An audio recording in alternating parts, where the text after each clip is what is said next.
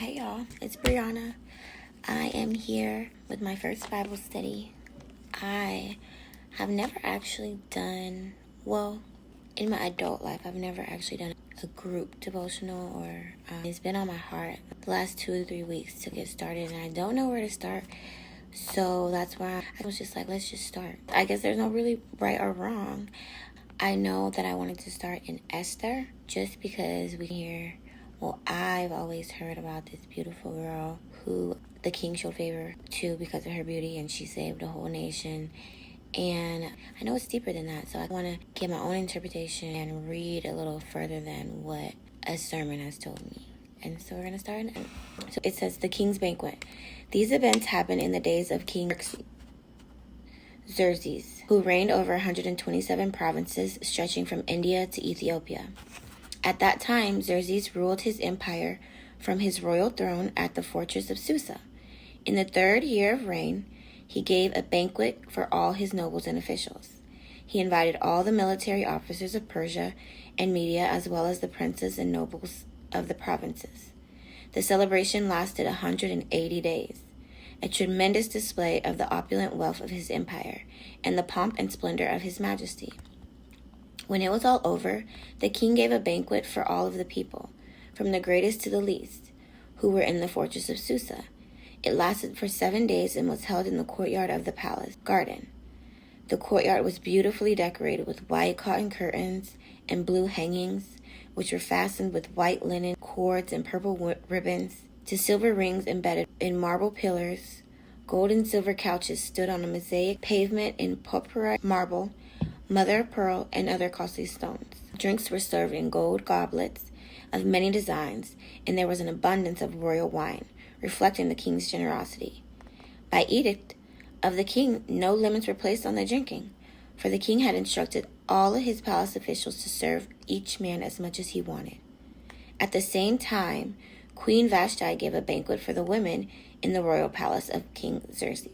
That's not it, but we're going to stop there and just go over what we read. So basically, King Xerxes has a party. He reigned over 127 provinces, so he's king of a lot. And in his 3rd year, he decides to throw a banquet for the nobles and officials and pretty much invited everybody to think of a celebration to last 180 days. That's a long time, and that's a big celebration. But that just lets you know how wealthy he really was, to be able to throw a party. Imagine today's age. We throw a party. My daughter, she just turned 3. Her last party probably ran me $1,200 to $1,200. 180 days. That's a lot. And then, after this, he has a banquet for all the people and allows them. It's a beautiful banquet. It lasts for 7 days, beautifully decorated in the garden or the courtyard. And he allows everybody to drink whatever they want for 7 days, unlimited liquor. Imagine in today's age, 7 days at a party with unlimited liquor. A lot of people. And then he allowed his wife to have a party as well, the queen, and in her palace with the women. So let's move forward to, this is Esther 1:10. Queen Vashti deposed. On the 7th day of the feast, when King Xerxes was in high spirits because of the wine, he told the 7 eunuchs who attended to him, Mehuman, Biztha, Harbana, Bigtha, Abagtha, Zethar, and Carcas, to bring Queen Vashti to him with the royal crown on her head. He wanted the nobles and the other men to gaze on her beauty, for she was a very beautiful woman. But when they conveyed the king's order to Queen Vashti, she refused to come. This made the king furious, and he burned with anger. He immediately consulted with his wife's advisors, who knew all the Persian laws and customs, for he always asked their advice. The names of these men were Karshina, Shethar, Admasa, Tarshish, Maurice, Marcina, and Mimakan. I like that one. 7 nobles of Persia and Media. They met with the king regular and held the highest positions of the empire. What must be done to Queen Vashti? The king demanded. What penalty does the law provide for a queen who refuses to obey the king's orders, properly sent through his eunuchs? Memucan answered the king and his nobles. Queen Vashti has wronged not only the king, but also every noble and citizen throughout the empire. Women will begin to despise their husbands when they learn that Queen Vashti has refused to appear before the king. Before this day is out, the wives of all the king's nobles throughout Persia and Media will hear what the queen did and will start treating their husbands the same way. There will be no end to their contempt and anger.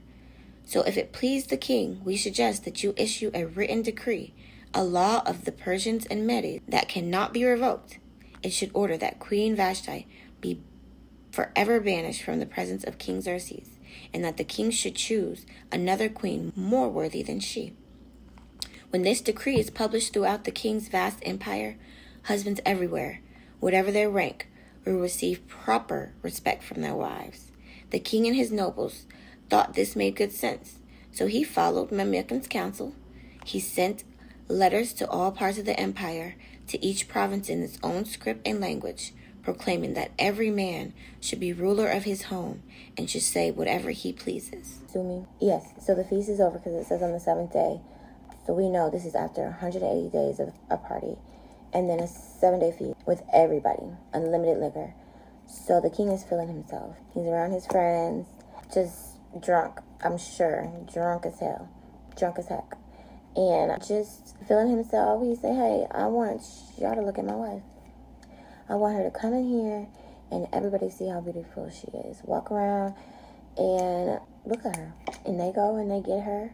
And she, as I'm sure after partying for 7 days, no, I don't feel like doing all that. No, tell him I'll come later.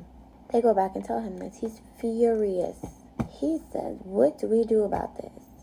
He goes and which I think that he goes and he asks the highest of the highest council. So he seeks advice from who he feels has the best advice. They know all the laws, they know everything that's going on, and they say, she has disgraced everybody. For her not to come to you is going to show other people and all the other wives that they don't have to do what their husbands say. You're the king.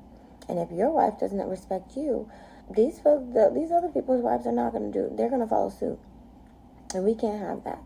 So you have to get a new wife. This one has to get out of here. We're never to see you again. And we have to let everybody know that as a wife, your husband is the ruler of the home and you do whatever he says. And I think I'm still on my journey, but from what I know about the Bible, I think that this is obviously a different time. But the man should be the ruler of his home. The man is the head. I just feel with these circumstances, I'm not so sure how I would have felt as well. But this story is about Esther. So sometimes I believe things happen. She wasn't there, so she didn't know what happened here. But God, what I took from this is God is always in charge of your story. You may not know what's going on. You may be trying to figure out what is his plan, what is he trying to do. But the Lord used this situation to put Esther in a position. And we're not there yet, I'm jumping ahead. But he used this situation. We don't know this king being drunk and being married. So it's sometimes you look at something, I guess I can only speak for myself, but you look at where you are and you look at certain situations and you hear the Lord telling you to move, even with this Bible study, and you're hesitant because you don't see all the answers and you don't see the end, and you don't even know why he is having you do this in this manner. But his ways are not our ways and his thoughts are not our thoughts, so we will never truly understand. All we can do is trust and decide, hey, I'm going to move. Lord, you say move, I'm going to do this. I trust that you have a plan for my life, and I trust that that plan is the one that I want to come to fruition. So I'm going to do what you say do. And so we haven't got to, let's say, what Esther was doing at the time. But if I go back to using myself for an example, so I'm heavy in fitness and nutrition, so personal training and wellness coaching. And I had reached a point in my life. I've been doing this I got my first couple certifications in 2015. I did stop out of fear and out of just doubt. This market is oversaturated. There's too many people. There's not going to be room for me. There's not. And the Lord is saying that you don't worry about that. You just move. You do what you do know. You know that I've told you something. You're not just sitting here blind. So the Lord, he said something. So what I need you to do is move in that. and let me work behind the scenes. Let me take care of everything else that's going on. But you make sure that you're prepared and that you're ready and that you're doing the things that I need you to do right here where you are, so that when it's time to be put into position, you're ready. Esther didn't know, as an orphan, living with her uncle and working for him, we'll get into that, but she would have no idea that she would be in charge, a queen, in charge of, not in charge, but you know what I mean, I don't know, lack of better words, the wife of the ruler of many nations, and the wife of someone who had authority over everybody, an orphan. Now, we haven't gotten into it yet, but imagine if she had not done what the Lord had been telling her to do. Had she been disobedient and not following suit to what she's supposed to be doing when the time came,